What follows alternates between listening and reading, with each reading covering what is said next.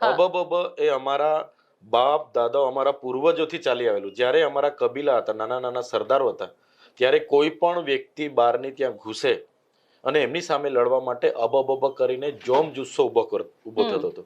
એ અમારું સરકાર સામેનું સૂત્ર છે.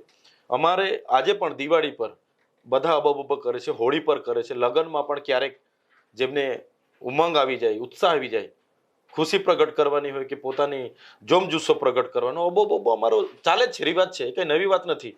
અને અબોબોબો એ આદિવાસીની ઓળખાણ છે. આદિવાસી સિવાય બીજો કોઈ અબોબો કરી શકતો નથી. અને અમને સંવિધાનમાં પણ અમારા મૌલિક અધિકારો આપ્યા છે, અમારા સામાજિક અધિકારો છે.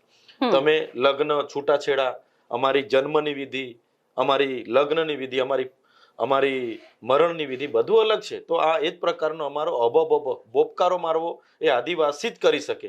અને એનાથી જોમ જુસ્સો આદિવાસી પોતાની અંદર લાવી શકે છે.